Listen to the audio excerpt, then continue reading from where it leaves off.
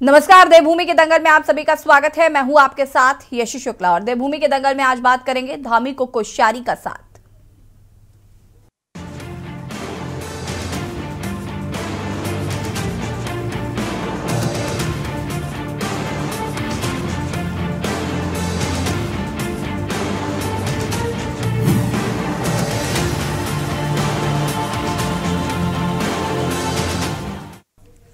उत्तराखंड में अगले साल होने वाले लोकसभा चुनाव के दंगल से पहले राज्य में अभी से सियासी घटनाक्रम तेज हो गए हैं। एक तरफ जहां कांग्रेस के दो बड़े नेता हरक सिंह रावत और हरीश रावत हरिद्वार से तार ठोक रहे हैं, तो दूसरी ओर प्रीतम सिंह ने लोकसभा चुनाव लड़ने से ही साफ इंकार कर दिया है। प्रीतम सिंह का आरोप है कि पार्टी ने उन्हीं लोगों को जिम्मेदारी दी है जिन्होंने उन्हें 2019 के लोकसभा चुनाव में हराने का काम किया था। वहीं सत्ताधारी दल बीजेपी लोकसभा चुनाव के लिए बूथ स्तर पर पार्टी को मजबूत करने में लगी है और इन्हीं तैयारियों के बीच महाराष्ट्र के राज्यपाल रहे और उत्तराखंड के पूर्व मुख्यमंत्री भगत सिंह कोश्यारी का इस्तीफा भी मंजूर हो गया है। कोश्यारी का कहना है कि वह अध्यक्ष के लिए इस्तीफा दे रहे हैं, लेकिन कोश्यारी के इस्तीफे के बाद माना जा रहा है कि कोश्यारी अब राज्य की सियासत में सक्रिय होंगे। लेकिन उत्तराखंड का इतिहास गवाह है कि जब जब कोश्यारी राज्य की सियासत में सक्रिय हुए हैं, उन्होंने तख्ता पलट का ही काम किया है। इससे आज हमें कहना पड़ रहा है कि हरीश हरक मेवार क्या धामी को मिलेगा कोश्यारी का साथ। उससे पहले रिपोर्ट।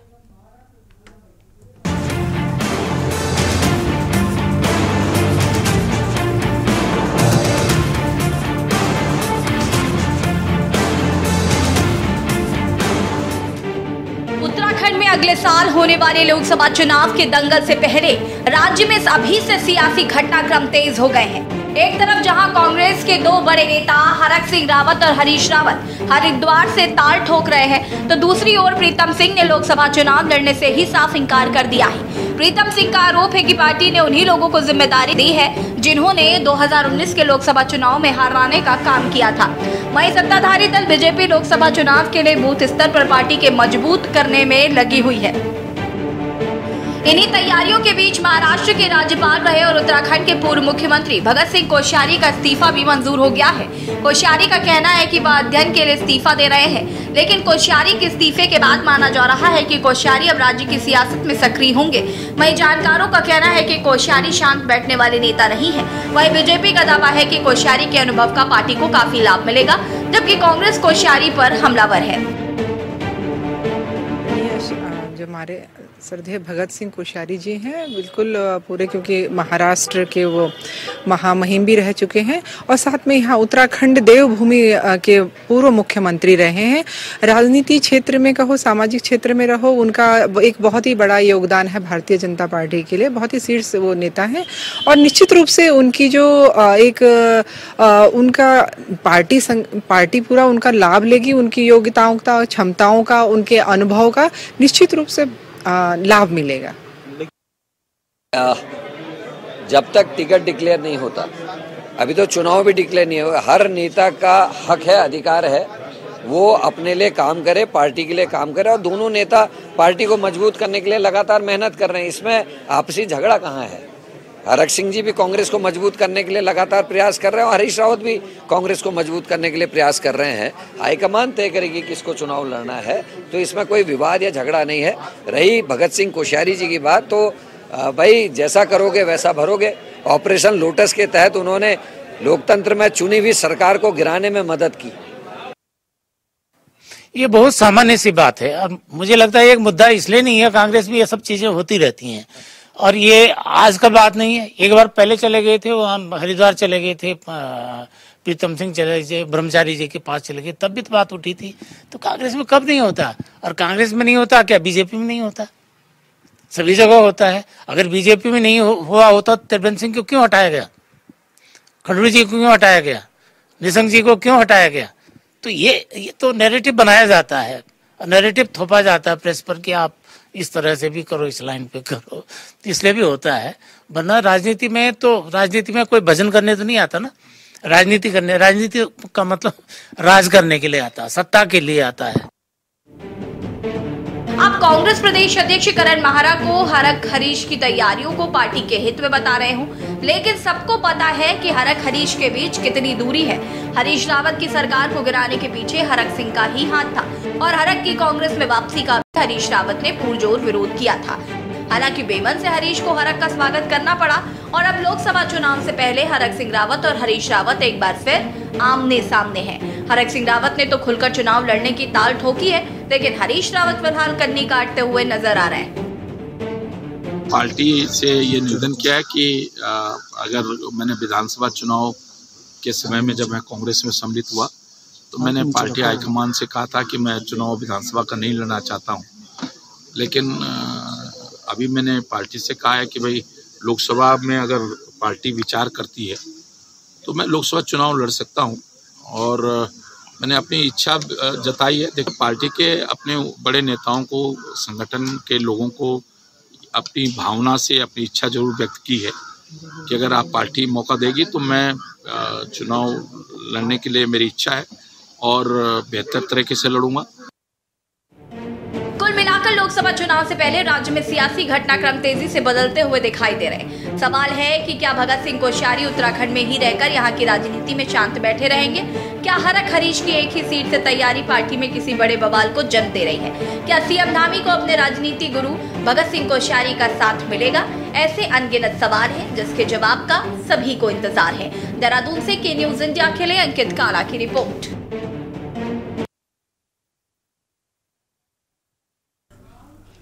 जी हाँ, तो उत्तराखंड में सियासी घटनाक्रम हैं जो लगातार बढ़ते ही जा रहे हैं। चाहे वो सरकार को घेरने के लिए विपक्ष का हंगामा हो या फिर विपक्ष की अंदरूनी रार हो, चाहे भगत सिंह कोश्यारी का वापस राज्य में आना हो, ये तमाम घटनाक्रम जो है वो लोकसभा चुनाव से जोड़कर देखे जा रहे हैं। चर्चा आज हम इसी पर करेंगे। मेहमान हमारे साथ जुड़ चुके हैं, उनसे आपका परिचय करा देते हैं। सत्यवीर चौहान जी भारतीय जनता पार्टी के प्रवक्ता हमारे साथ जुड़ चुके हैं। राजेश चुमुली जी कांग्रेस प्रवक्ता हमारे साथ जुड़ चुके हैं।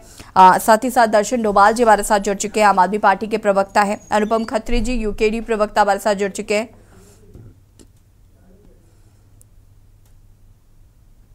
माफ कीजिएगा, आम आदमी पार्टी से संगीता जी हमारे साथ जुड़ी हुई हैं, वरिष्ठ पत्रकार जी हमारे साथ जुड़े हुए हैं और चर्चा हम इसी पर करेंगे। और शुरुआत मैं करना चाहूंगी यहाँ पर संगीता जी आपसे, और शिशपाल जी आपका भी बहुत बहुत स्वागत है। शायद मुझे गलत गेस्ट लिस्ट मिल गई, इस वजह से ये कंफ्यूजन हुआ नाम में और खैर होता रहता है ये। शिशपाल जी शुरुआत मैं आपसे करूंगी क्योंकि मैं आप लोगों से इतनी फैमिलियर हूँ कि मैं चेहरे देखकर बता सकती हूँ कि कौन कौन हमारे साथ यहाँ पर मौजूद है, तो गेस्ट लिस्ट की जरूरत नहीं है। शिशपाल जी आप मुझे बताइए कि ये जो सियासी घटनाक्रम उत्तराखंड में तेज हो चुके हैं, इनको लेकर क्या कुछ कहना चाहते हैं?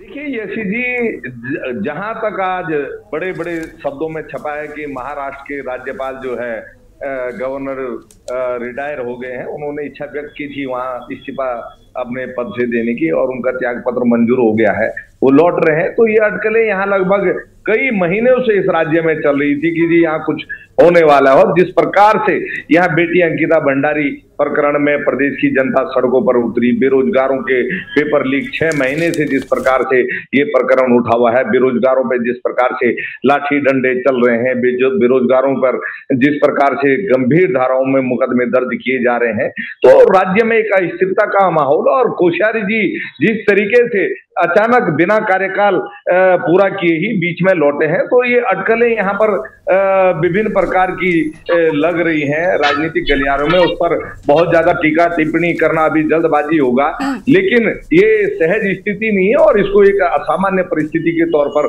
राज्य में देखा जा रहा है कि निश्चित तौर पर भारतीय जनता पार्टी के अंदर आने वाले समय में राज्य में नई परिस्थितियां और नई समीकरण आपको देखने के लिए मिल सकते हैं। और जहां तक आपका सवाल हरक सिंह रावत जी और हरीश रावत जी के लोकसभा सीट के लिए है, तो जहां तक मैं अभी हरक सिंह जी के बयान को विजुअल में सुन रहा था, यशी जी उन्होंने कहा अगर पार्टी हाईकमान विचार करता है और मुझे लोकसभा चुनाव लड़ने के लिए कहता है तो तब जाके मैं लड़ने पर विचार करूंगा। बाकी कांग्रेस पार्टी में जैसा मैंने पहले कहा कि आंतरिक लोकतंत्र और किसी भी नेता को जो है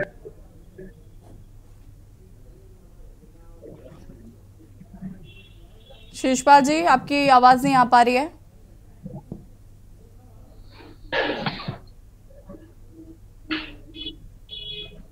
शिशपाल जी अभी भी आपके बात में काम करें। हाँ जी यशी जी, तो सभी वरिष्ठ नेता लोकसभा की चुनाव में अगर काम कर रहे हैं, पार्टी संगठन को मजबूत करने के लिए काम कर रहे हैं, पार्टी संगठन को आगे ये बढ़ाने के लिए संगठन काम करें आपका तो मजबूत कैसे हो रहा है, मैं ये भी तो जानना चाहती हूँ। आपके जो दो वरिष्ठ नेता हैं हरक सिंह रावत और हरीश रावत, इनकी दिशा एकदम अलग जा रही है। प्रीतम सिंह नाराज अलग नजर आ रहे हैं, उनका कहना है कि इन लोगों ने ही मुझे हराने का काम किया था और इनको ही जिम्मेदारी सौंप दी गई है तो वो चुनाव नहीं लड़ेंगे। नहीं, ये चीज आपको किसने कह दिया कि हरक सिंह जी की और हरीश रावत जी की दिशा अलग अलग जा रही है? दोनों पार्टी को मजबूत करने के लिए काम कर रहे हैं और हरक सिंह जी शीशपाल जी, हम मीडिया वाले हैं, हमें जरूरत नहीं पड़ती कि सामने से आकर कोई हमें बताएगा तो ही हमें पता चलेगा। हाव भाव भी बता देते हैं बहुत कुछ, हम बॉडी लैंग्वेज भी पढ़ लेते हैं। खोजी पत्रकारिता पर मुझे पूरा भरोसा है। वो ठीक है, आप अपनी जगह पत्रकारिता कर रहे हैं, आप कुछ इनपुट जुटा रहे होंगे और इससे मैं इनकार कहां कर रहा हूं कि हरक सिंह जी छोटे नेता हैं या वो लोकसभा चुनाव नहीं लड़ सकते हैं। भाई वो काम कर रहे हैं और पार्टी उनको अगर चुनाव लड़ाने लायक समझेगी। अब इसमें दूर है, इस पर पार्लियामेंट्री बोर्ड विचार करता है, अभी तो आवेदन ही नहीं हुए हैं, तो ये अभी भविष्य के गर्त में और काल्पनिक सवालों के जवाब देना बहुत जल्दबाजी में ठीक नहीं है। हरीश रावत जी राज्य के बड़े नेता हैं, उनका आप पूरे राज्य में आधार जनाधार है, सारे पार्टी के कार्यकर्ता उनके आदेश निर्देश का पालन करते हैं और ये तो पार्टी लोकसभा का चुनाव, ये तो हाईकमान को निर्णय लेना है। ये इसमें मेरी स्तर से या आदरणीय करण महाराज जी के स्तर से या किसी के भी स्तर से कुछ नहीं कहा जा सकता। तो इसका आप समय का इंतजार कीजिए, समय के गर्भ में सभी प्रश्नों के जवाब हैं वो आपको मिल जाएंगे। लेकिन गुटबाजी जैसा यहाँ पर कुछ भी नहीं है, सभी नेता पार्टी की मजबूती के लिए काम कर रहे हैं। और जहां तक प्रीतम सिंह जी ने कहा कि जो है कुछ लोगों को, ऐसे लोगों को संगठन में जिम्मेदारी दी है, तो हो सकता है कि कहीं प्रीतम सिंह जी की लिस्ट न मिली हो। संगठन में ऐसे लोग अपॉइंट होते रहते हैं, वो ब्लॉक लेवल के अधिकारियों से उनकी नाराजगी है या कुछ उनके सुझाव हैं या किसी विधानसभा में ऐसा कोई संयोजक या कार्यकर्ता नियुक्त हो गया होगा, तो पार्टी ये सब देखेगी। ये पार्टी का अंदरूनी लोकतंत्र है और हमारे यहाँ तो छोटा कार्यकर्ता और बड़ा सा बड़ा नेता अपनी बात को खुल के कहता है, तो ये कोई दिक्कत वाली बात और कोई ऐसी नहीं है कि कांग्रेस पार्टी में बहुत ज्यादा इस प्रकार की बातें, ऐसी कोई बात नहीं है। लोकतांत्रिक तरीके से और जो पार्टी का लोकतांत्रिक डेकोरम है, प्लेटफॉर्म, उसी को सारी बातें हो रही है। ठीक है रवींद्र जी, पार्टी के लिए काम कर रहे हैं। रवींद्र जी भारतीय जनता पार्टी के प्रवक्ता हमारे साथ जुड़े हुए हैं। रवींद्र जी बहुत बहुत स्वागत है आपका के न्यूज में। और क्या कुछ कहना चाहते हैं इस पूरे मसले पर? पहले तो हरक और हरीश पर आऊंगी, भगत सिंह कोश्यारी पर बाद में आऊंगी। देखिए, हमारे बिष्ट जी ने हमारे बड़े भाई हैं और हमारे बहुत अच्छे परम मित्रों में से भी एक हैं। इन्होंने बहुत सारी आंतरिक लोकतंत्र की बात कही। तो यशी जी आने वाले दिनों में, आने वाले 4:30 या उसके बाद मैं पूछूंगी कि कितने परम मित्र हैं आप। आंतरिक लोकतंत्र का आनंद जो है, इनकी हरक सिंह रावत जी और हरीश रावत जी की नोकझोंक का आनंद अभी पूरा प्रदेश 2024 के इलेक्शन से पहले खूब आनंद लेगा। ये खूब सुर्खियां भी बटोरेंगे, आपकी न्यूज की हेडलाइन भी बनेंगे और हमें डिबेट करने का मौका भी देंगे। तो ये लंबे समय से इन दोनों के बीच में एक अच्छी नोकझोंक चलती रहती है। इनके आंतरिक लोकतंत्र की आपस में ये धज्जियां उड़ाते रहते हैं मिलजुल कर सारे, और वो कभी ना कभी कभार गाए बगाए न्यूज के माध्यम से, अखबारों के माध्यम से और टीवी चैनलों के माध्यम से हम देखते रहते हैं कि प्रीतम सिंह जी कभी नाराज हो गए, कभी महाराज जी अलग नाराज हो गए, कभी कोई शक्ति प्रदर्शन करता है, कभी एक मुझे याद है पीछे हरक सिंह रावत जी ने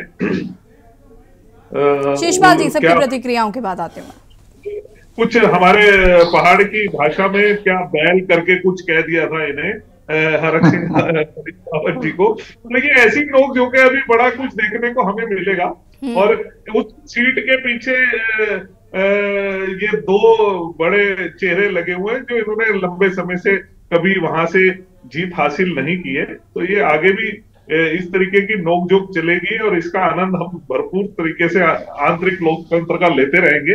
और सीट वैसे भी भारतीय जनता पार्टी ने 2024 में फिर दोबारा से हरिद्वार की सीट वापिस जीतनी है। हम आपस में लड़ते रहेंगे, नोकझोंक करते रहेंगे।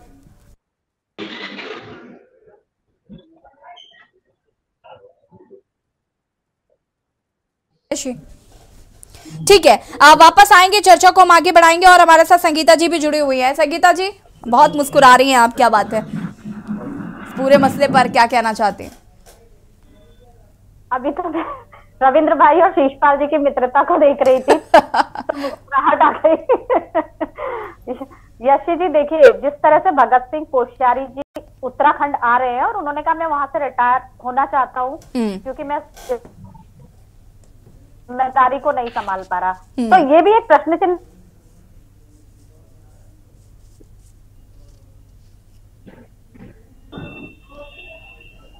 संगीता जी, शायद आपका कुछ नेट इश्यू की वजह से हम तक आपकी बात नहीं आ पा रही है। हम आपको कनेक्ट करने की वापस कोशिश करते हैं।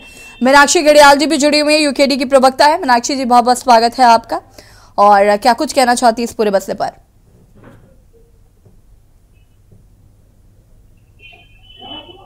जी, दो मसले यहाँ पे मुझे लग रहा है कि बात करनी है। एक तो कांग्रेस का मसला हो गया और एक भाजपा का मसला हो गया। बेसिकली हम इन्हीं दोनों के मसलों पे बात करते आ रहे हैं। देखिए, सबसे बड़ी समस्या ये है कि भगत सिंह 22 साल से इसके अलावा कुछ और है भी नहीं ना बात करने के लिए हमारे पास। बिल्कुल, मैं समझ रही हूँ आपकी बात। और अभी जो हमारे पास दो मुद्दे हैं, मैं अभी भगत सिंह कोश्यारी जी से शुरू करती हूँ, क्योंकि देखिए भाजपा के अंदर बेसिकली यही चलता आया है कि आरएसएस के पदाधिकारियों को एक महत्वपूर्ण पद पे बिठा दिया जाता है, चाहे उनकी योग्यता हो चाहे ना हो। तो हम लोग महाराष्ट्र में हमने देखा कि किस प्रकार से अपना ढंग से बेइज्जती करवा के वो वहां पे इस्तीफा का नाम देके वापस आ रहे हैं। तो ये सरासर देखिए साफ विजिबल है कि किस तरह से उन्होंने किस प्रकार से विवादित बयान दिए। और जो महाराष्ट्र के लोग हैं वो उनकी, अगर हम बात करें कि वो अपनी संस्कृति से कितना जुड़ाव रखते हैं, अपनी जो उनकी अस्मिता होती है उससे कितना जुड़ाव रखते हैं, ये चीज साफ नजर आई कि उनका विरोध हुआ। यदि कोश्यारी जी की मैं बात करूंगी कि वो उत्तराखंड से बिलोंग करते हैं, लेकिन हमारे एक्चुअली राज्य का यही दुर्भाग्य रहा है कि हमारे यहाँ के कोई भी नेता आज तक इन सबको दिल्ली की राजनीति करनी है। पहले लखनऊ की राजनीति हुआ करती थी, अब इनको सबको दिल्ली की राजनीति करनी है। तो जो राज्य के बारे में जो बात करनी चाहिए, राज्य के मुद्दों के बारे में जो बात करनी चाहिए, तो कोश्यारी जी से हमें एक्सपेक्टेशन तो नहीं थी बेसिकली, क्योंकि उनका पहले से ही इतिहास इस प्रकार का रहा है कि जब 2007 में भी वो दौड़ में थे मुख्यमंत्री बनने के, लेकिन ये खबर थी कि उनकी प्रशासनिक योग्यता पे इतना भरोसा नहीं था जो वरिष्ठ नेता थे, तो उनको नहीं बना के खंडूड़ी जी को बना दिया गया था।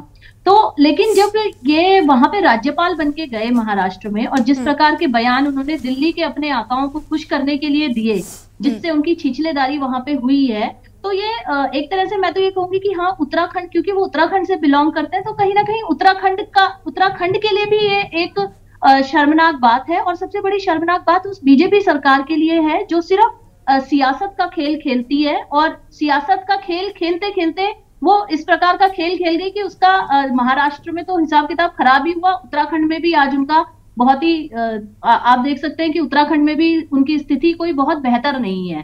तो अगर कोश्यारी जी यहाँ आ जाते हैं, और जिस तरह से खबर चल रही है कि धामी जी को शायद रिप्लेस किया जाएगा, तो कहीं ना कहीं ये उनके लिए नेगेटिव पॉइंट ही होगा। ठीक है, मैं वापस आऊंगी आपके पास। हमारे साथ जयसिंह रावत जी भी जुड़े हुए हैं, जो कि हमारे वरिष्ठ पत्रकार हैं। जयसिंह जी, मैं आपके पास आऊंगी, लेकिन उससे पहले संगीता जी अपनी बात को पूरा कर लीजिए आप। देखिए यशी जी, जिस तरह से उत्तराखंड को लगातार हमने देखा 22 वर्षों में एक प्रयोगशाला बहुत बनाया गया है, तो ये बीजेपी कहीं फिर एक नई प्रयोगशाला, एक नया प्रयोग करने की सोच रही है। तो आगे उसका खामियाजा यहाँ की जनता को ही भुगतना पड़ता है यशी जी। अभी जो जितना उत्तराखंड में चल रहा है, जब से धामी जी मुख्यमंत्री बने हैं, हम लगातार देख रहे हैं बीजेपी लगातार सरकार जो है वो नाकामयाब ही रही है। चाहे हम यूकेएसएससी का मामला देखें, यूकेपीएससी का मामला देखें, अंकिता भंडारी, तमाम मुद्दे हैं उत्तराखंड में जो सुलझ नहीं पाए हैं, और ज्यादा सरकार जो है वो भाजपा की रही है यहाँ पर। तो फिर से एक नया प्रयोग उत्तराखंड की जनता को देखने को ना मिले, ऐसी आशा करते हैं। लेकिन जो सुगबुगाहट और जो चीजें सामने नजर आ रही हैं, उससे लगता है कि एक नया एक्सपेरिमेंट बहुत जल्दी ही भाजपा करने वाली है, क्योंकि 2024 का चुनाव जो है वो सामने खड़ा हुआ है। और ऐसे में भगत सिंह कोश्यारी जी की एंट्री होना, महाराष्ट्र से यहाँ आना, तो बहुत कुछ अभी जो गर्व में है वो अभी सामने दिखाई देगा।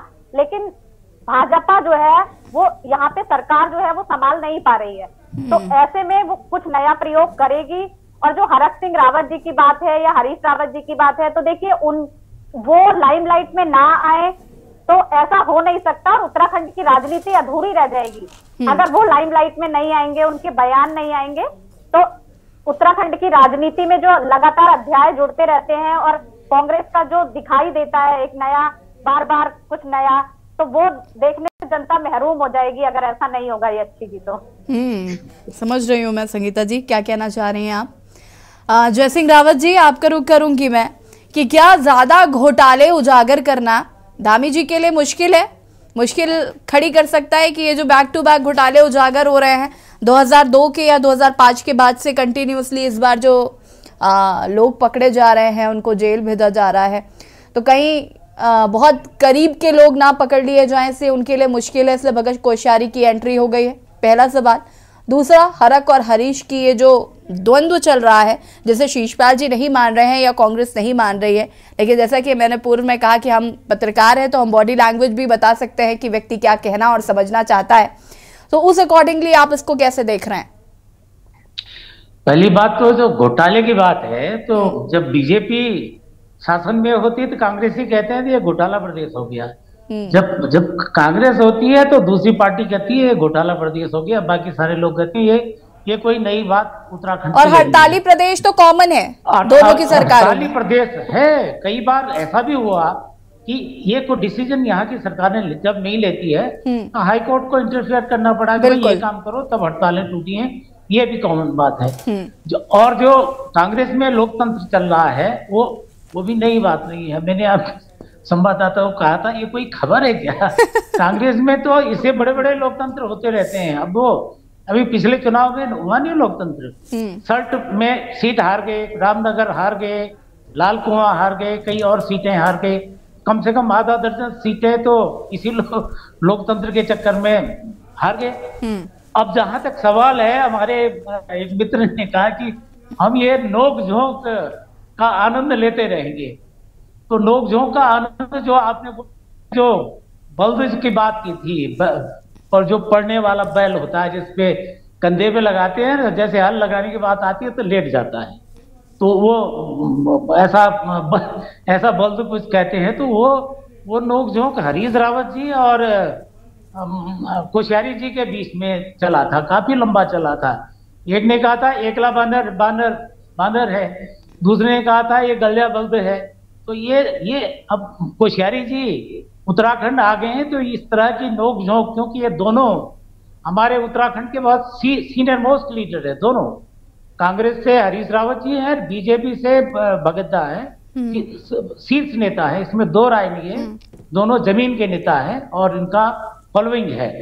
अब असली सवाल ये है कि भगत दा वहां बोल चुके हैं, जो खबर है कि मैं तो भैया अब अध्ययन करूंगा, तो क्या आप अध्ययन देहरादून में बैठ के करेंगे, हिमालय पे करेंगे? वैसे उनकी आदत है, बहुत घूमते हैं भगत दा, आपको पहाड़ों की पगडंडियां चढ़ने का भी उनको बहुत शौक है, इसमें दो राय नहीं है, पढ़ते भी हैं, इसमें भी दो राय नहीं है, लेकिन चैन से बैठ जाएंगे ये कम से कम मेरी समझ में आता नहीं कि शायद ही बैठ जाएं, क्योंकि हम उनको बहुत पहले से वॉच करते रहे हैं, देखते एनालाइज करते रहे।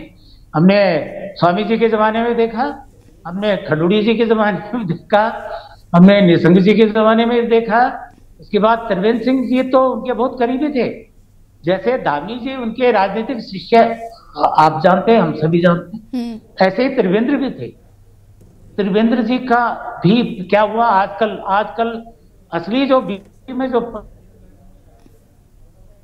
सरकार के लिए जो परेशानी पैदा कर रहा है वो त्रिवेंद्र जी का गुट कर रहा है। कोई बात होती है तो उधर से मुखर हो जाते हैं, कोई मुद्दे उठा लेते हैं उनके। अब ये होगा कि सत्ता के अगर दो केंद्र, देखिए अभी मैं एक दूसरे चैनल पे था तो वहाँ महाराष्ट्र के बहुत सीनियर जर्नलिस्ट थे बैठे हुए, तो वो कहते थे, मेरा गया हेलो जी कंटिन्यू करिए। हाँ, वो हमें वो वहां डिबेट में कह रहे थे कि महाराष्ट्र का जो राजभवन है वहां महाराष्ट्र के लोग कम दिखते हैं और उत्तराखंड के लोग ज्यादा दिखते हैं, क्योंकि भगत एक सहज है, सरल है, इजीली एक्सेसिबल है, इसमें दो राय नहीं है, लेकिन ज्यादातर लोग ठीक है। जय सिंह जी, माफी के साथ आपको मैं यहाँ पर रोकूंगी, उसके बाद वापस आपके पास ही आऊंगी। आप सभी हमारे साथ बने रहिए, चर्चा को आगे बढ़ाएंगे और देवभूमि के दंगल में यहाँ पर रुकेंगे। छोटे से ब्रेक के लिए ज्वाला जरूरत। ब्रेक के बाद एक बार फिर से आप सभी का स्वागत है और हम लगातार बात कर रहे हैं क्या धामी को कोश्यारी का साथ मिलेगा और एक और हरक और हरीश की जो रार है वो कांग्रेस को कहां लेकर जाएंगे। उत्तराखंड में अगले साल होने वाले लोकसभा चुनाव के दंगल से पहले राज्य ने सियासी घटनाक्रम जो है वो काफी तेज हो गए हैं। एक और जहां पर बेरोजगार जो है वो आंदोलन कर रहे हैं, युवा आंदोलन कर रहे हैं, विपक्षी दल सरकार को घेरने की कोशिश कर रहे हैं। इसके अलावा राजनीति में भी तमाम चीजें देखने को मिल रही।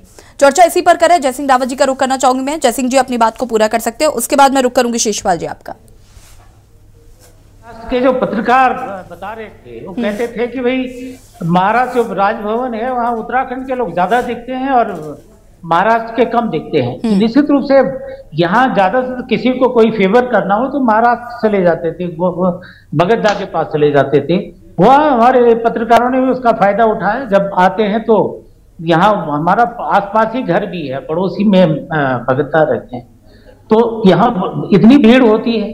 तो अब जो बात आ रही है वो ये रही कि क्या सत्ता के 2 केंद्र यहाँ पर होंगे, क्योंकि बगद्दा निश्चित रूप से बहुत इजीली एक्सेसिबल है। तो आम आदमी बजाय मुख्यमंत्री के पास जाने के बगद्दा के पास आएगा। जब भी आते हैं तो इतनी भीड़ उनके घर पर यहाँ डिफेंस कॉलोनी में होती है, हम भी वहीं रहते हैं, तो वहां पर आना जाने की ट्रैफिक की समस्या हो जाती है। इतने लोग उनसे मिलने, एडमिनिस्ट्रेशन के नहीं, विधायक भी आते हैं, मिनिस्टर भी आते हैं ना, आम आदमी भी जाते हैं। तो अब दिक्कत होगी तो क्या धामी जी को इंडिपेंडेंटली कोई काम करने का मौका मिलेगा या नहीं मिलेगा। दूसरी दिक्कत ये होती है कि जब भी जब सत्ता के 2 केंद्र बनते हैं कहीं भी हो, जब आपने देखा 2 भाइयों में कई बार लड़ाते हैं, बाहर के लोग आते हैं उन्हें लड़ाते हैं, कहते हैं अरे वो तो ऐसा बोल। यही स्थिति यहाँ भी हो, सत्ता के केंद्र में भी यही होती है। अगर किसी का काम हुआ या नहीं हुआ तो बगद्दा को भड़का देंगे, उधर नहीं हुआ तो क्या कहते हैं बगद्दा के खिलाफ धामी जी को भड़का देंगे। इस तरह से गुट बनते हैं, हर जगह बनते हैं, कोई यही नहीं है। तो जो आगे जो खतरा है कि ऐसा ना हो कि ये दोनों गुरु चेला का आपस में कन्फ्रंटेशन ना हो, और अगर कन्फ्रंटेशन हो जाएगा एक बार फिर जो राजनीतिक अस्थिरता का शिकार हुआ उत्तराखंड, इतना बहुत सफर किया है उत्तराखंड ने, बार बार मुख्यमंत्री बदलने से, बार बार उसके, क्योंकि एडमिनिस्ट्रेशन भी फिर सीरियसली नहीं लेता है, तो वो दिक्कत होगी। एडमिनिस्ट्रेशन को कंफ्यूजन ये होगा कि हम हुक्म किसके माने, बगद्दा के हुक्म माने या मुख्यमंत्री जी के माने। अगर बगद्दा सचमुच हिमालय पर जा सकते हैं, अगर देहरादून में रहेंगे तो एक राजनीतिक जो है ना, अभी मैंने बोला भी था कि राजनीति में क्यों आता है कोई, अभी मेरी बाइक आपने जो चलाई है, कोई भजन करने तो नहीं आता ना राजनीति में, कोई किसी भी पार्टी का सत्ता के लिए आता है, सत्ता के खेल के लिए आता है। तो जिनको राजनीति करनी होती है देहरादून में अगर बैठेंगे तो मुझे तो नहीं लगता है कि बगद्दा केवल किताबें पढ़ने में टाइम बताएंगे, और ज्यादा एक्टिव होंगे तो वो परेशानी मुख्यमंत्री जी के लिए होगी, ये मेरा मानना है। ठीक है, वापस आएंगे जयसिंह जी आपके पास। शेषपाल जी क्या कुछ कहना चाहते हैं?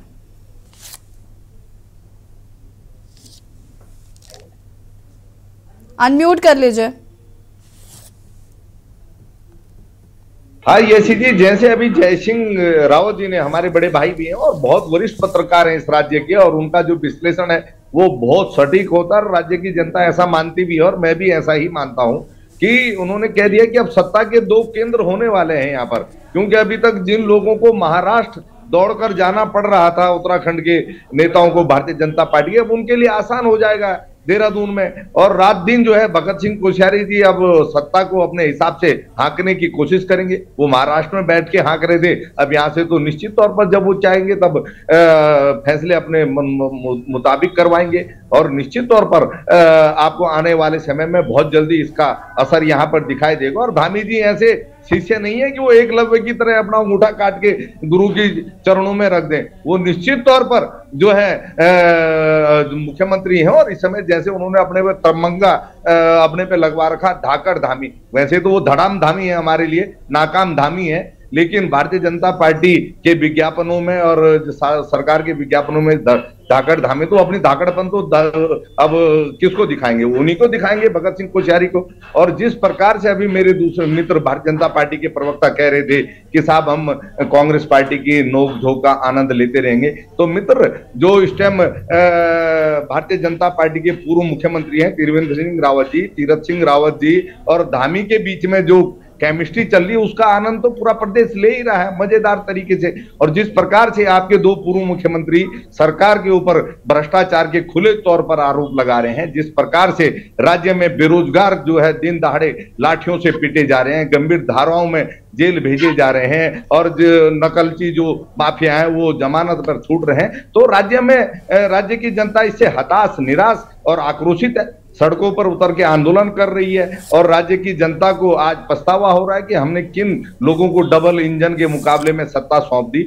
अगर राज्य के लोगों के पास आज अगर अवसर होता निश्चित तौर पर वो अपना फैसला बदलते, लेकिन ये लोकतंत्र है, लोकतंत्र में तो अब निश्चित तौर पर जो है 5 साल राज्य की जनता को ये झेलने ही पड़ेगी। लेकिन लगातार मजेदार बात यह है यशी जी कि राज्य की जनता जब से धामी जी का पार्ट 2 शुरू हुआ है 6 महीने हो गए लगातार सड़कों पर आंदोलन कर रही है, महिलाएं सड़कों पर आंदोलन कर रही हैं, बच्चे सड़कों पर आंदोलन कर रहे हैं, वो प्रदेश के आम लोग सड़कों पर आंदोलन कर रहे हैं। और 2 बड़ी घटनाएं भारतीय जनता पार्टी के शासनकाल में हुई हैं यशी जी। त्रिवेंद्र जी के शासन में यहाँ पर गैरसैंण में आपने देखा हमारी माताओं बहनों पर लाठियां चलाने का काम ही सरकार ने किया था और अब हमारे बच्चों पर भी लाठी डंडे चलाने का काम इस सरकार ने किया। तो ये है डबल इंजन की सरकार। डबल इंजन की सरकार एक तरफ तो बच्चों के पेपर लीक करवाती है, दूसरी तरफ उनको लाठी डंडों से पीटती है। तो इस प्रकार का शासन आज इस राज्य में चल रहा है और निश्चित तौर पर राज्य की जनता पछता रही है अपने चुनाव पर। और निश्चित तौर पर भारतीय जनता पार्टी जो है शायद इसको मैनेज करने के लिए जो ये भगत सिंह कोश्यारी जी महाराष्ट्र से भगाए गए हैं, ये कोई खुशी खुशी नहीं आए हैं। कौन राज्यपाल बीच में अपना इस्तीफा देकर के आता है, पहली बार देख रहे हैं हम इस प्रकार का। तो जो महाराष्ट्र की जनता इनके खिलाफ आक्रोशित होकर के वहां पर आंदोलन कर रही थी, शिवसेना ने तो फ्रंट खोल दिया था। और बड़े दुख की बात है ये सी जी कि हमने देखा कि पहले राज्य के एक नेता को जो है केंद्र में केंद्रीय मंत्री बनने का मौका मिला रमेश पोखरियाल निशंक जी को, और बहुत जल्दी उनकी विदाई जिस प्रकार केंद्रीय मंत्रिमंडल से हुई वो भी क्यों हुई राज्य का बच्चा बच्चा जानता है, तमाम अटकलें यहाँ। और अब भगत सिंह कोश्यारी जी की जिस प्रकार जो है गवर्नर के पद से विदाई हो रही है, ये बड़ा दुखद है कि राज्य के 2 ये नेता इस प्रकार से विदा होंगे तो हमने सोचा ही नहीं था। लेकिन ये दुख की बात है कि राज्य के नाम किस प्रकार का तमंगा लेकर के किस प्रकार की इमेज आज देश की जनता में और महाराष्ट्र की जनता में राज्य की बनी है, वो थोड़ा कष्ट हमें भी है। लेकिन दोनों वरिष्ठ नेता इतनी जल्दी घर बैठ जाएंगे ये ठीक भी नहीं है। तमाम अगर राज्य की सेवा करते, इनके अनुभव का लाभ अगर राज्य को मिलता, केंद्र में दोनों अगर अपनी बात को उठाते और कुछ करते तो उसका लाभ होता भी, तो ये थोड़ा कष्टप्रद है। लेकिन जिस प्रकार से आप बता रहा हूं कि ये 2024 से पहले भगत सिंह कोश्यारी जी की महाराष्ट्र से विदाई हुई है, तो ये कोई सामान्य परिस्थितियों में नहीं। जैसे मैंने आपको पहले कहा, निश्चित तौर पर अब जो सत्ता के जो 2 ध्रुव यहाँ पर बनेंगे, और आपने देखा त्रिवेंद्र जी ने तो पहले से मोर्चा खोल ही रखा है और खुले तौर पर खोल रखा है। और सत्ता के गलियारों में यहाँ मैं आपको खुले तौर पर कह भी देता हूँ कि जो अभी बच्चों का इतना बड़ा यहाँ पर धरना प्रदर्शन देहरादून राजधानी में हुआ और तमाम सत्ता के गलियारों में, तो इसके पीछे भी चर्चा है कि भारतीय जनता पार्टी की अंदरूनी गुटबाजी का शायद नतीजा है। रवींद्र जी जवाब दीजिए। क्या कहूँ, आपकी खोजी पत्रकारिता इसको खोजी लेगी। तो ये तमाम चीजें हैं ये सीधी जो राज्य की जनता जो सपने संजोई हुई थी, जो यहाँ पर मोदी जी ने कहा था कि डबल इंजन। रवींद्र जी जवाब दीजिए। ठीक है शिषपाल जी रुकिए जरा जवाब ले लें। रवींद्र जी जवाब दीजिए कि क्या तख्ता पलट की जो सरगर्मियां तेज हो रही हैं, ऐसा कुछ हो सकता है? ये जो विपक्ष आरोप लगा रहा है, विपक्ष इस तरीके से बातें कह रहा है कि भाई कोश्यारी की एंट्री के बाद कुछ ना कुछ तो गड़बड़ है। देखिए विपक्ष तो निराश और हताश है, इन्हें कुछ ना कुछ सब्जबाग दिखते रहते हैं। ये किसी तरीके से सोच रहे यहाँ सब कुछ खत्म हो जाए, वापिस से राहुल गांधी जी देश के प्रधानमंत्री बन जाए, यहाँ हमारे मुख्यमंत्री बन जाए। वो कभी संभव होने वाला अब नहीं है। कांग्रेस एक लुप्त पार्टी हो चुकी है, इसके ऊपर रिसर्च होगी आने वाले समय में। ये आप कभी भी सत्ता में अब आने वाले नहीं। लोग हमारे से गुस्सा होंगे, हमें प्यार भी देंगे, हमें आशीर्वाद भी देंगे। ये हमारी जनता है, इसकी चिंता आप मत करिए। हम किसी का भी बुरा इसके अंदर होने नहीं देंगे। रवींद्र जी मैंने कहा था ना 4:30 के बाद आपकी मित्रता सामने आएगी। देखिए ऐसे ही मित्र तो हमारे रहेंगे, ठीक है, वैचारिक रूप से हम नहीं जिस हिसाब से तीखे व्यंग आ रहे हैं उस हिसाब से मैं समझ पा रही हूँ मित्रता का लेवल। खैर कंटिन्यू करिए।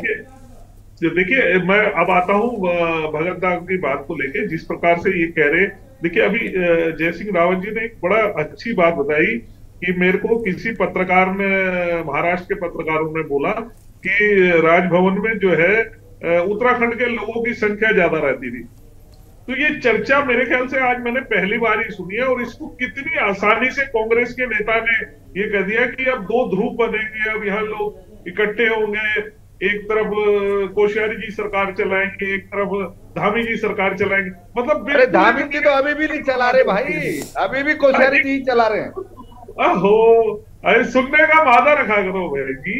नहीं, मैं तो हकीकत बता रहा हूँ ना।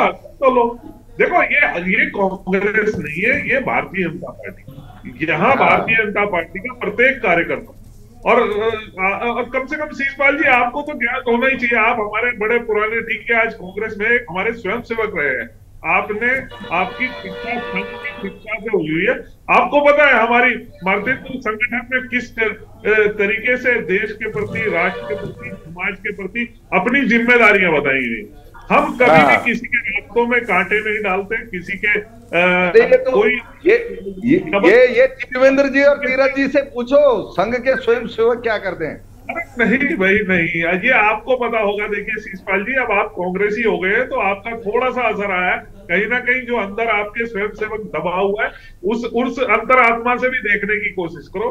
तो तीरथ जी को क्यों नहीं समझा रहे हो? ये उनके अनुभव का लाभ इस प्रदेश को जरूर होगा, लेकिन उन्होंने जैसा कि कहा है कि मैं पठ्य पाठन में अपना समय व्यतीत करना चाहता हूँ, मैं राजनीतिक क्षेत्र से अलग होकर कुछ पढ़ना चाहता हूँ, कुछ लिखना चाहता हूँ। और एक अच्छी बात है, एक गंभीर बात है, उनकी बात को सुना और पूरे देश भर में लगभग 13 राज्यपालों को इधर से उधर हुआ है, कुछ नए भी राज्यपाल आए हैं। तो इस तरीके के प्रश्न चिन्ह उठाना कि महाराष्ट्र में जो है इनका विरोध हो गया था, ये हो गया था, तो ये कहीं नहीं है। ये महाविकास आघाड़ी जो अनमेल संबंध जो वहां पे 3 गठबंधन के हुए थे, ये कहीं ना कहीं भगत दा इनके लिए इनको चुभते थे, क्योंकि मुझे याद है ये समय उन्होंने विरोध किया, जो है भगत दा की विदाई हो गई। देखो क्या मजेदार खेल है, विदाई महाराष्ट्र की जनता ने विरोध किया और विदाई हो गई। विरोध आप कर रहे थे, आप नेता कर रहे थे, मुझे याद है जिस समय। अरे तो हमारे विरोध के बाद भी हटा दिया, ये भी बड़ी बात है। शरद नहीं हटाया, आपके विरोध से नहीं हटा, स्वयं तो अभी आप एक बात पे सहमत हो जाओ ना, जनता के विरोध से हटे या कांग्रेस पार्टी के विरोध से हटे? बताओ किसके विरोध से हटे? विरोध ही नहीं था, विरोध तो कांग्रेसियों का और आपका था, शिवसेना और विरोध था ना, विरोध था तभी हटाए गए। जी देखिए, देखो पार्टियों का विरोध नहीं माना जाता। अब आपके विरोध से हम जनता भी समझती है कि आप नकारात्मक। अरे तो हमारे विरोध में हटाए क्यों रहे गवर्नर को? इसका मतलब उन्होंने इस प्रकार की गलत बयानबाजियां, इस प्रकार के गलत काम किए कि महाराष्ट्र की जनता सड़कों पर उतरी विरोध करने के लिए। गवर्नर को जो है समय से पहले विदा होना पड़ा। अरे नहीं उतरी भाई, नहीं भाई उतरी। मैं उत्तराखंडी होने के नाते आहत हूँ। अगर भगत सिंह कोश्यारी पूरा कार्यकाल करके लौटते तो निश्चित तौर पर मुझे भी प्रसन्नता होती, इस राज्य की जनता को प्रसन्नता होती। लेकिन जिस प्रकार विवादों के कारण उनकी विदाई हो रही है समय से पहले, ये जरूर कष्टप्रद है और राज्य की जनता का और राज्य का अपमान भी है। और अब जो राज्य में पहले से अस्थिरता चल रही है, अब और ज्यादा बढ़ेगी। तो यार राज्य तो मेरा भी है भाई, चिंता करना तो हमारा। संगीता जी क्या कहना चाहती है? ठीक है शिषपाल जी रुकेगा। संगीता जी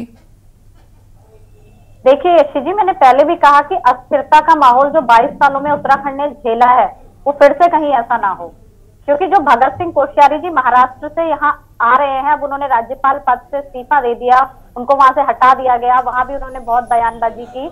और देखिए जब वो यहाँ आएंगे, और जिस तरह से अभी हमने धामी जी का एक बयान सुना था, उन्होंने सभी जो पूर्व में रहे मुख्यमंत्री उनको चुनौती दी कि मेरे कार्यकाल में सारी नकल जो है वो चिट्ठे खुल रहे हैं, सब कुछ हो रहा है। तो देखिए यशी जी, वो चुनौती दे रहे थे तो उसमें उनके अपने मुख्यमंत्री भी थे। हरीश रावत जी मुख्यमंत्री रहे हैं, लेकिन उनके अपने मुख्यमंत्री कितने रहे? फिर चाहे वो त्रिवेंद्र रावत जी हो, चाहे तीरथ रावत जी हो, चाहे फिर खुद भगत सिंह कोश्यारी जी हो, खंडूरी जी हो, तो एक लंबी लिस्ट है जिसका उन्होंने विरोध किया।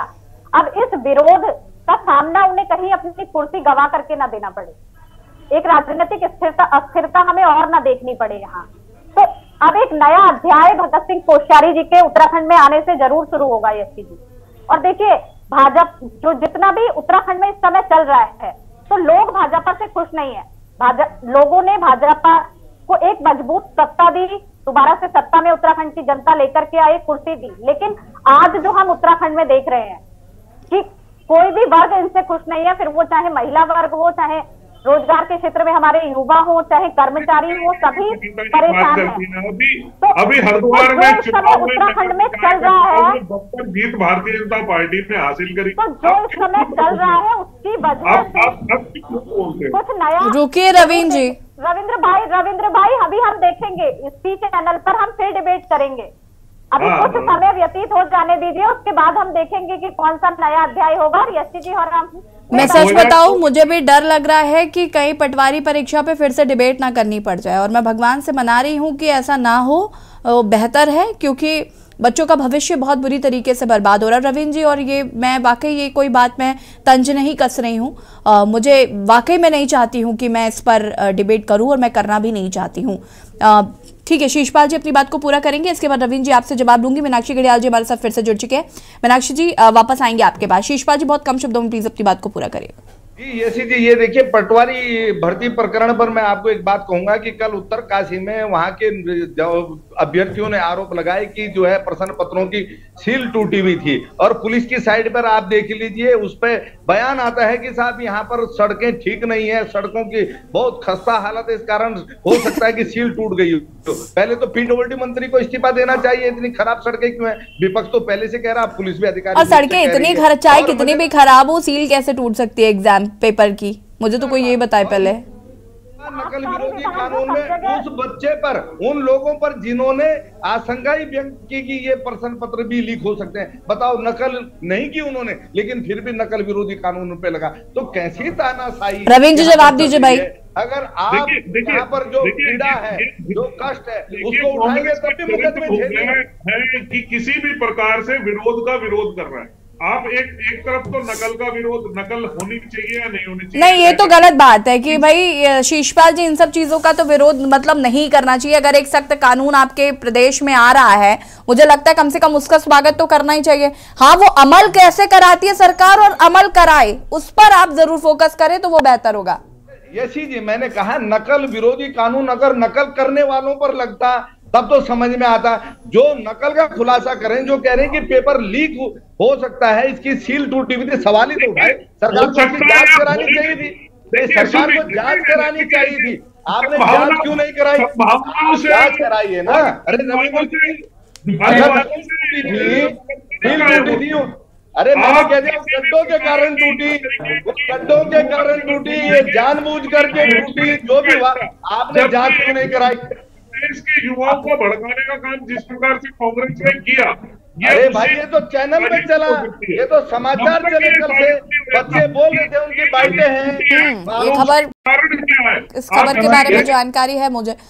ठीक है रविंद्र जी, एक सेकंड रुके। रविंद्र जी, शीशपाल जी, मीनाक्षी घड़ियाल जी क्या कुछ कहना चाहती है इस पूरे मामले पे? घड़ियाल जी आप बताइए, और उसके बाद में वापस रविंद्र जी आऊंगी। रुक जाइए जरा, शीशपाल जी और रविंद्र जी, मित्रता मत दर्शाइए यहाँ। नहीं, मित्रता नहीं, इनको जांच करवानी चाहिए। ज्यादा गहरी मित्रता है। दरअसल 22 वर्षों से इनकी मित्रता ही हम लोग देखते आ रहे हैं। जो बात कर रहे हैं कि भाजपा प्रवक्ता कह रहे हैं कि ये जो नकल विरोधी कानून की बात, एक सेकंड रवीन जी, देखिए ये जो तुरंत पुलिस प्रशासन ने अपनी वेबसाइट पे डाला कि सील सड़कों के कारण जो है सील भी टूट जाती है, तो सबसे पहले तो बात मुझे ये चीज समझ नहीं आई, आप मुझे थोड़ा क्लियर कर दीजिएगा कि पुलिस को ये चीज डालने की क्या जरूरत थी? ये चीज तो अगर डालनी थी तो या आयोग को डालनी थी, आयोग को ये बात बतानी चाहिए थी। पुलिस प्रशासन को ऐसी क्या जल्दी थी कि फटाफट उन्होंने उसमें अपने वेबसाइट में ये चीज डाली? और दूसरी चीज, उसमें ग्रामेटिकल मिस्टेक हो रही है, तो सोचिए कि कितनी जल्दबाजी है उस मैसेज को डालने की थी, और उसके बाद जब उस पर कमेंट किए जाते हैं तो उसके कमेंट को ऑफ कर दिया जाता है। तो यानी कि ये साफ साफ दर्शा रहा है कि क्या पुलिस प्रशासन भी, जो पुलिस है वो मित्रता सिर्फ भाजपा के साथ निभा रही है?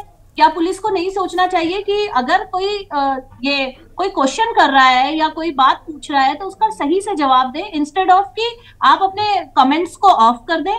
और दूसरी चीज, नकल विरोधी कानून, आप नकल विरोधी कानून का मतलब तो ये समझ में आता है कि यदि कोई नकल कर रहा है तो उस पे ये कानून लागू किया जाएगा, लेकिन यहाँ पे जो लोग नकल करवा रहे हैं, जिन लोगों ने पेपर बेचे, उनकी तो आप बेल करवा रहे हैं, ठीक है, ये तो इसका भी जवाब आपको देना पड़ेगा कि जो उन लोगों की आपने बेल करवा दी, बेल कराने का तो एक रटा रटाया जवाब है ना, वो तो कोर्ट का मसला है।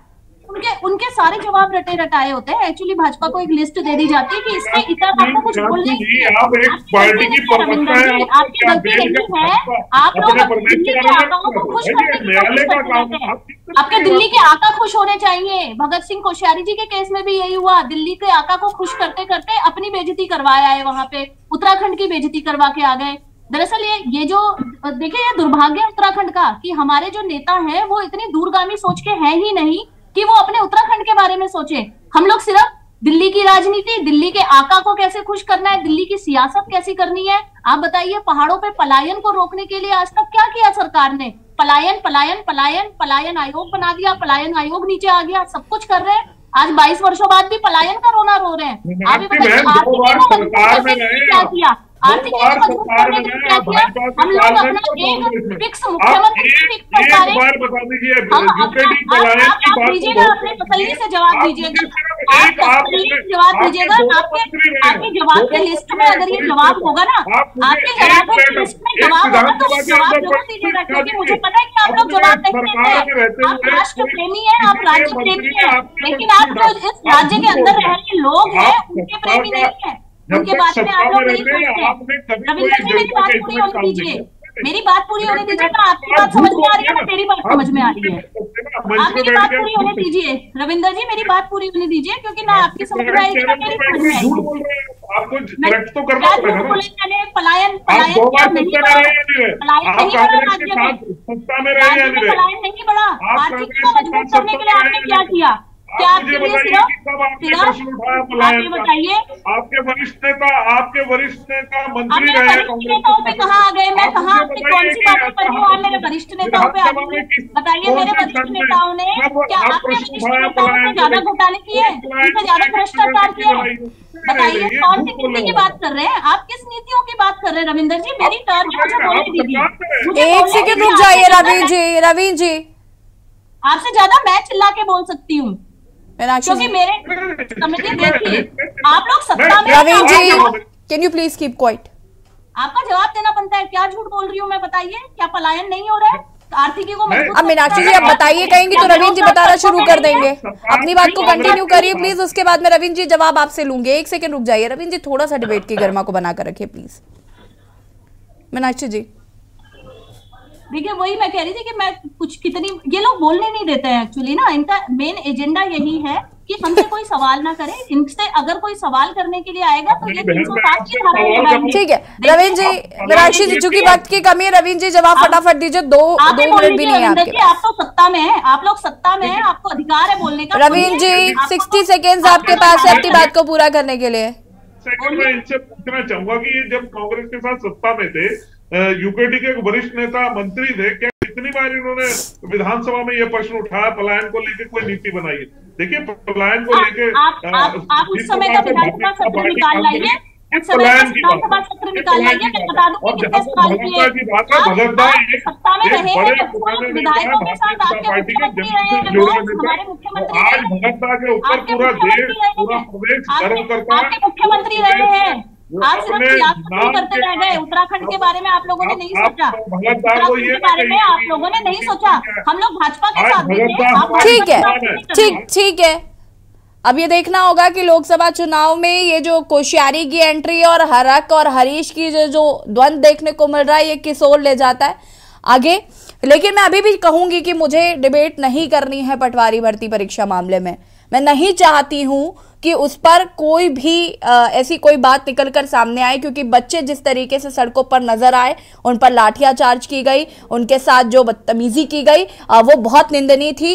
इस बात को सरकार माने, प्रवक्ता उनके माने या ना माने, लेकिन बहुत ज्यादा निंदनीय कृत्य था वो। और हम उम्मीद करते हैं कि आगे से ये जो नकल विरोधी कानून आया है, इसका जो मदद है वो लोगों को मिल पाएगी और जो लोग सच में दोषी हैं उनको सजा मिलेगी। खैर, आप सभी का बहुत बहुत शुक्रिया चर्चा में शामिल होने के लिए।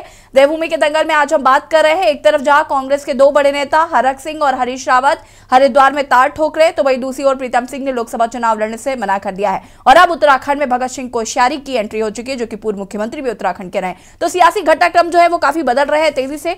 2024 के लोकसभा चुनाव में इसका कितना असर पड़ेगा ये देखना होगा। देवभूमि के दंगल में फिलहाल इतना ही। देखते रहिए के न्यूज़ इंडिया। नमस्कार।